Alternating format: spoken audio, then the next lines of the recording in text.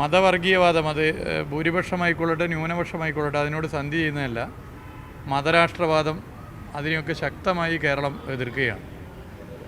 ആ കേരളത്തിലെ ജനങ്ങൾ കഴിഞ്ഞ തെരഞ്ഞെടുപ്പിൽ ഒരു തെറ്റിദ്ധാരണയുടെ ഭാഗമായി ഒരു തെറ്റായ പ്രചരണത്തിൽ പെട്ടുപോയി കോൺഗ്രസ് സ്ഥാനാർത്ഥികൾക്ക് വോട്ട് ചെയ്തു. ആ പ്രചരണം മറ്റൊന്നും ആയിരുന്നില്ല. ഏറ്റവും വലിയ ഒറ്റക്കക്ഷിക്കുള്ള കടുത്ത മത്സരം കോൺഗ്രസും BJPയും തമ്മിൽ നടക്കുകയാണെന്നായിരുന്നു.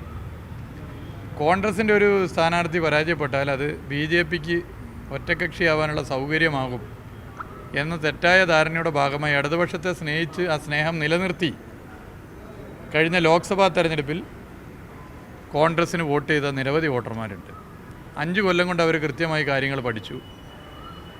2024 എത്തിക്കുമ്പോൾ ഒരാളും BJPയും കോൺഗ്രസും തമ്മിലുള്ള ഒറ്റക്കക്ഷിക്കുള്ള മത്സരമാണെന്ന് പറയില്ല. കോൺഗ്രസ് തന്നെ കൈവിട്ടു. കോൺഗ്രസ് തന്നെ ഇപ്പോൾ ഇന്ത്യ മുന്നണിയായിട്ടാണ് നിൽക്കുന്നത്. കാരണം ഓരോ സംസ്ഥാനത്തും BJPക്കെതിരെ പോരാട്ടം പ്രധാനമായി നടത്തുന്ന രാഷ്ട്രീയ പാർട്ടികൾ ആകെ ഒത്തുചേരണമെന്നുള്ളതാണ് ഈ തെരഞ്ഞെടുപ്പിൻ്റെ ഒരു പൊതുവികാരം.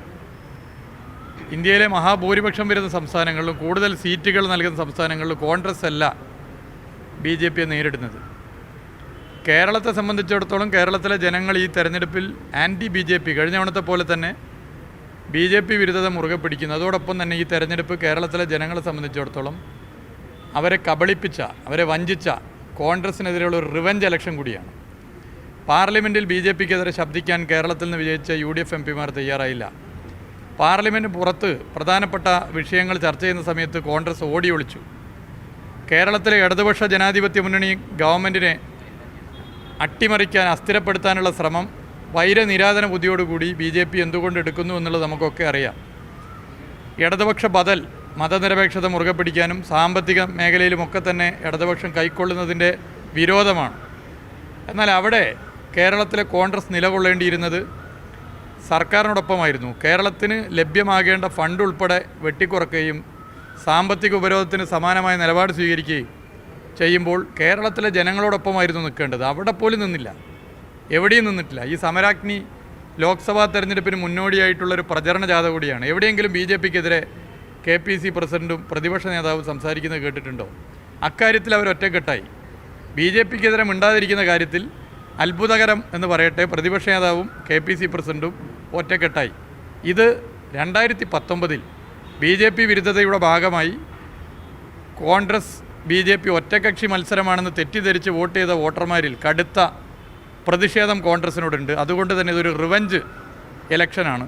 BJP വരാതിരിക്കാൻ കോൺഗ്രസ് വിജയിച്ചിട്ട് കാര്യമില്ല, ഇടതുപക്ഷ അംഗബലം വർദ്ധിപ്പിക്കണം എന്ന വികാരമാണ് കേരളത്തിന്.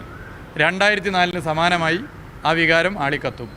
ഇടതുപക്ഷ തരംഗമായിരിക്കും 2024 ലോക്സഭാ തെരഞ്ഞെടുപ്പിൽ കാണാൻ വേണ്ടി പോകുന്നത്. ഇത് മനസ്സിലാക്കിക്കൊണ്ടാണ് തുടക്കത്തിലെ പല പ്രചരണവുമായി സ്ഥാനാർത്ഥികളെപ്പോലും ഇതുവരെയായി സിറ്റിംഗ് MPമാർ മത്സരിച്ചാൽ മതി എന്നിട്ട് പോലും സ്ഥാനാർത്ഥികളെപ്പോലും ഇതുവരെയായി ഫീൽഡ് ചെയ്യാൻ പോലും പറ്റാത്ത കോൺഗ്രസ് നേതാക്കന്മാർ പ്രചരിപ്പിക്കുന്നത് പലതരത്തിലുള്ള പ്രചരണം. അത് ഈ രാഷ്ട്രീയ സാഹചര്യത്തെ തിരിച്ചറിഞ്ഞതിൻ്റെ ഭാഗമായിട്ടുള്ള ഒരു പ്രയാസകരമായ സ്ഥിതിയുടെ ഭാഗമായിട്ടാണ് ഇത്തരം പ്രസ്താവനകൾ. അത് പ്രധാനമന്ത്രി കുറ്റം പറയാൻ വേണ്ടി പറ്റില്ല. അദ്ദേഹത്തിന് പ്രസംഗം എഴുതി കൊടുത്ത ആളാരാണ് അവരെയാണ് കുറ്റം പറയേണ്ടത്. ജനങ്ങൾ മുഴുവൻ അത് കാണുന്ന കാര്യമില്ല. ആ പാവം പ്രധാനമന്ത്രിയിൽ എന്തിനും കുറ്റം പറയുന്നു? പ്രസംഗം എഴുതി കൊടുത്തപ്പോൾ അദ്ദേഹം അത് വായിച്ചതാണ്.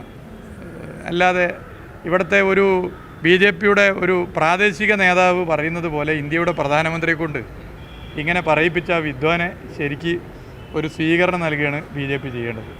പൊന്നാനിയിലെ ഇടത് സ്ഥാനാർത്ഥി ഇന്ന് കഴിഞ്ഞ ദിവസം ഒരു പ്രസ്താവന നടത്തിയത് പൊന്നാനിയിൽ VT മുഹമ്മദ് ബഷീർ മത്സരിക്കില്ല എന്ന് ഉറപ്പ് ലഭിച്ചതിൻ്റെ അടിസ്ഥാനത്തിലാണ് അവിടെ മത്സരിക്കാൻ സന്നദ്ധനായതെന്നാണ്. ഇന്നാണ് ലീഗിൻ്റെ സ്ഥാനാർത്ഥിയെ പ്രഖ്യാപിക്കുന്നത്. അപ്പോൾ BJP അടക്കം ചോദിക്കുന്നത് AKG സെൻറ്ററിൽ നിന്നാണോ ലീഗിൻ്റെ സ്ഥാനാർത്ഥിയെ തീരുമാനിക്കുന്നത്? അതെങ്ങനെയാണ് CPM നേരത്തെ ഈ ധാരണ ഉറപ്പിച്ചതിന് ശേഷമാണോ ഈ സ്ഥാനാർത്ഥി നിർണ്ണയം ഒക്കെ തന്നെ നടത്തുന്നത്? എനിക്കറിയില്ല, എന്താ സംഭവം എന്നറിയില്ല.